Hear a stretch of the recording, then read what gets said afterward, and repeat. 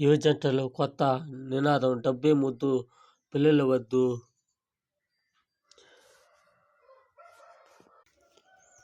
పరిస్థితి ఇలా మారుతుంది.